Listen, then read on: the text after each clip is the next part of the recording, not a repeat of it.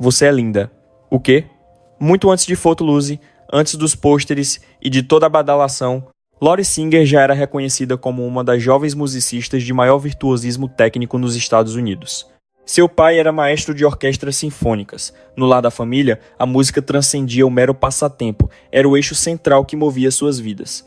Aos 13 anos, ela já se apresentava como solista ao lado da Orquestra Sinfônica do Oregon. Com 14, ingressou na Juilliard, instituição da qual se tornaria a diplomada mais jovem de toda a sua história. E em algum momento, durante esses anos cruciais de formação na adolescência, ela participou de um acampamento de verão de música, coordenado por um jovem e genial violoncelista chamado Yo-Yo Ma. Então, o que acontece quando uma pessoa desse calibre, um verdadeiro prodígio com uma base artística tão profunda, decide se aventurar por Hollywood? Bem, essa é a trajetória que estamos prestes a desvendar. Vamos mergulhar nessa história. Seu primeiro papel de destaque como atriz foi em Fama, e é fundamental compreender que sua escolha para o elenco não teve nada de aleatória. Ela foi selecionada para interpretar Julie Miller, uma adolescente que era dançarina e violoncelista. O papel foi concebido pensando especificamente em suas habilidades únicas. Portanto, desde seu primeiro passo no universo da atuação, a música foi um pilar de sua identidade nas telas. As duas artes nunca foram distintas, elas se entrelaçaram desde o início. Naquela época, Fama era uma autêntica força cultural, e Lori Singer se encaixava perfeitamente naquele universo, pois de várias maneiras ela já havia vivenciado uma versão daquela realidade. Em 1983, ela se apresentou com o elenco em um concerto ao vivo no Royal Albert Hall, em Londres, espetáculo que foi gravado e transformado em um álbum. Na verdade, ela estava em turnê pelo Reino Unido com o grupo de Fama quando recebeu a notícia. Havia conquistado o papel principal feminino em um novo filme chamado Footloose. Saí do palco do Royal Albert Hall para estrelar um dos maiores filmes da década. Essa é uma transição realmente notável. Então, em 1984, Footloose se tornou uma sensação avassaladora. Para entender o impacto cultural do filme, é preciso lembrar o cenário em que ele foi lançado. 1984 foi um ano verdadeiramente monumental para o cinema. Tínhamos Os Caça-Fantasmas, Indiana Jones e O Templo da Perdição, O Exterminador do Futuro e Gremlins. Footloose estreou em meio a esses gigantes e, sem dúvida alguma, manteve-se firme. O filme terminou como a 7ª maior bilheteria do ano, arrecadando 80 milhões de dólares com um orçamento de apenas 8 milhões, um retorno de 10 vezes o investimento. Mas os números financeiros são apenas uma parte da história. Foi a trilha sonora que o transformou em um fenômeno, gerando 6 canções que entraram para o top 40. A canção título de Kenny Loggins famosamente desbancou Thriller, de Michael Jackson, do primeiro lugar nas paradas da Billboard. A música Let's Hear It for the Boy, de Danny S. Williams, repetiu exatamente o mesmo feito. 2 faixas de um único filme, ambas alcançando o posto de número 1 e ambas indicadas ao Oscar de melhor canção original. Isso é algo que raramente acontece. Aliás, Footloose foi o primeiro álbum de trilha sonora que eu comprei na vida. E duvido que a minha experiência tenha sido um caso isolado. Na verdade, essa é a questão central. A influência do filme era simplesmente onipresente. Não havia como escapar. A MTV exibia os videoclipes em rotação constante. O estilo, a coreografia, a pura vitalidade de tudo aquilo. Tudo se conectou com um anseio cultural que definiu o início dos anos 80. Footloose era mais que um filme, era uma atmosfera completa, e o processo de seleção do elenco foi complexo. Tom Cruise foi cotado para o papel, mas teve conflitos de agenda. Rob Lowe passou por 3 audições, chegando a romper o ligamento cruzado anterior durante o processo. Daryl Hannah recusou o papel principal feminino, preferindo fazer Splash, uma sereia, em Minha Vida. Lori Singer foi escolhida para ser Ariel Moore, e o que eu acredito que acaba sendo ignorado em meio a toda a nostalgia é a imensa substância que ela confere a esse papel. Não se trata de uma coadjuvante cômica. Ela não é apenas o interesse amoroso de olhos ingênuos. Ela personifica a tensão central do filme. A filha de um pastor, dividida entre seu anseio por rebeldia e o peso das expectativas, carregando silenciosamente o fardo emocional de uma família em um estado silencioso de crise.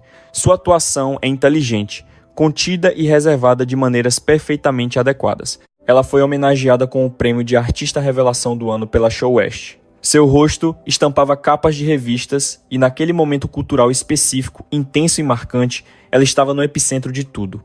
A verdadeira questão que este vídeo busca analisar é o que aquele momento realmente significou e o que veio depois dele. No ano seguinte a Footloose, ela toma uma decisão muito consciente em sua carreira. Ela coestrela em O Jogo do Falcão, o thriller de espionagem de John Schlesinger, ao lado de Sean Penn e Timothy Hutton. Não foi uma tentativa de lucrar com a onda de filmes adolescentes. Era uma obra cinematográfica dramática, séria e eticamente complexa, e essa escolha diz muito sobre suas prioridades artísticas. Naquele mesmo ano, ela também estrelou ao lado de um então emergente Tom Hanks em O Homem do Sapato Vermelho, uma comédia mais leve sobre a CIA que também contava com Carrie Fisher e Jim Belushi. Embora certamente não seja um filme profundamente sério, ele demonstra sua versatilidade e seu desejo de explorar tons diferentes, em vez de simplesmente repetir a mesma fórmula de sucesso. Aquele ano também havia Intenção e Desejo, o filme neo-noir de Alan Rudolph, que lhe rendeu uma indicação ao Independent Spirit Awards de melhor atriz principal. 2 filmes desafiadores em um único ano, ambos conquistando o respeito da crítica. Isso revela um artista que trabalhava ativamente para construir uma filmografia com profundidade, algo que perdurasse além do fenômeno de Footloose, uma atitude sábia e estratégica. Mas é também neste ponto que todo esse impulso não consegue se consolidar plenamente. Não houve um segundo marco cultural de igual potência, nem um papel principal romântico definitivo ou um personagem digno de prêmios que pudesse garantir seu lugar entre as estrelas de primeira grandeza, como Footloose havia sugerido ser possível. Sua carreira não desmoronou, ela simplesmente mudou de tom.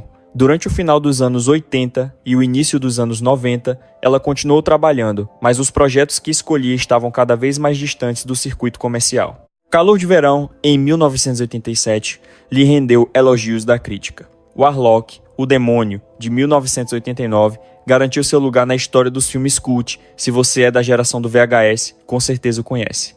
Depois vieram Equinox, O Anjo da Noite, em 1992, e O Gosto Amargo da Fama, em 1993. Não eram filmes ruins.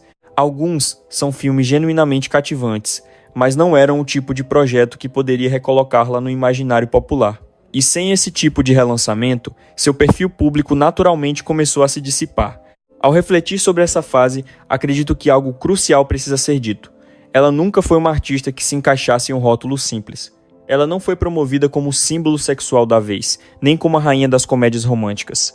Ela não era a atriz que buscava prêmios incessantemente. Possuía uma inteligência refinada e uma presença ponderada, traços inegavelmente poderosos, mas que são difíceis de vender para uma indústria que valoriza rótulos diretos.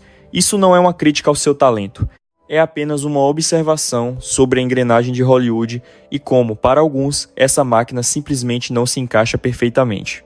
E isso nos leva ao que eu considero o capítulo mais significativo e subestimado de toda a sua história, Shortcuts, Cenas da Vida, de Robert Altman, de 1993. Estamos falando de uma obra com um elenco gigantesco, incluindo Tim Robbins, Julianne Moore, Andy McDowell, Jack Lemmon, Frances McDormand e Robert Downey Jr. É considerado um dos filmes americanos mais aclamados daquela década, e Lori Singer faz parte disso. Ela interpreta Zoe Trainer, uma violoncelista emocionalmente frágil e extremamente reservada, que vive ao lado de um casal que enfrenta uma tragédia inimaginável. É, muito possivelmente, a atuação dramática mais poderosa de toda sua carreira no cinema, e o elenco do filme ganhou coletivamente um Globo de Ouro, mas este é o detalhe ao qual eu sempre retorno. Em 1993, dentre todos os papéis que lhe foram oferecidos, ela escolheu interpretar uma violoncelista. Não se tratava de um instrumento qualquer, era aquele que ela tocava desde os 5 anos de idade, a identidade que a definia muito antes de a fama sequer cruzar seu caminho.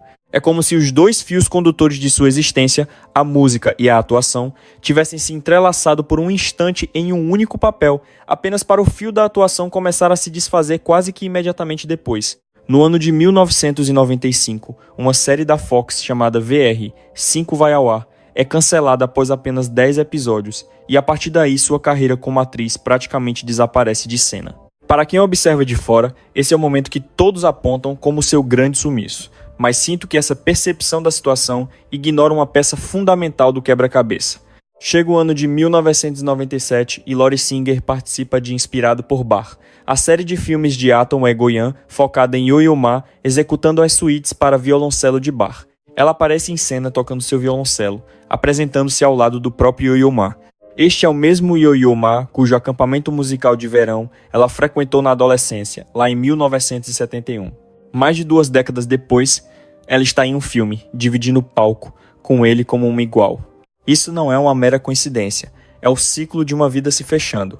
Então, em janeiro de 2008, ela sobe ao palco do Carnegie Hall como solista, para a estreia mundial de um hino composto por Carl Jenkins, apresentado em homenagem a Martin Luther King Jr., um concerto profundo, realizado em um dos locais de maior prestígio do mundo para celebrar uma ocasião histórica. Esta não é uma atriz qualquer, se aventurando na música como um passatempo pós-Hollywood. Esta é uma concertista profissional de violoncelo, dominando o palco do Carnegie Hall. Esta é a mesma identidade que ela possuía aos 14 anos quando entrou pela primeira vez na Juilliard, agora plenamente resgatada e completamente personificada. Ela também fez a transição para a produção de documentários com meia máxima culpa. O documentário de Alex Gibney, do qual foi produtora executiva, ganhou 5 prêmios, Emmy, um Peabody e até foi pré-selecionado para um Oscar. Isso representa um patamar totalmente diferente de densidade criativa. Não se trata de atuar ou se apresentar, mas sim de trazer ao mundo trabalhos essenciais sobre temas de extrema importância. Então, qual é a verdadeira história de Lori Singer? Havia um prodígio musical que se tornou a pessoa mais jovem a se formar na Juilliard. Ela famosamente superou Madonna em um dos papéis mais marcantes dos anos 80. Após esse sucesso, ela emendou uma série de atuações dramáticas, críveis e sérias. Ela entregou o que é, indiscutivelmente, sua performance mais poderosa nas telas em um filme de Robert Altman, vencedor do Globo de Ouro, interpretando ninguém menos que uma violoncelista. Então, iniciou um retorno gradual e silencioso à disciplina que a definia antes mesmo do início da fama. A verdade sobre o que aconteceu é ao mesmo tempo mais simples e, em muitos aspectos, mais fascinante do que qualquer um desses destaques de sua carreira. Hollywood foi apenas um capítulo em uma vida que sempre esteve destinada a girar em torno da música. Uma carreira no cinema nunca foi o destino final. Foi um desvio de percurso. Um desvio deslumbrante e culturalmente significativo, sem dúvida, mas ainda assim um desvio. O violoncelo estava lá quando ela tinha 13 anos, tocando com a Orquestra Sinfônica do Oregon. Estava lá na personagem que Robert Altman escreveu especialmente para ela em Shortcuts.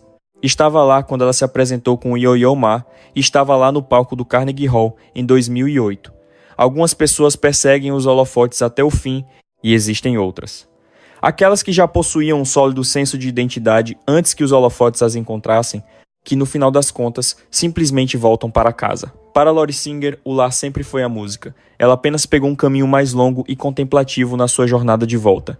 Muito obrigado por assistirem. Se vocês gostam deste tipo de conteúdo, por favor, considerem comentar, curtir, se inscrever ou até mesmo os 3. Honestamente, isso faz uma diferença tremenda para o canal. E como sempre, eu realmente espero ver todos vocês no próximo vídeo.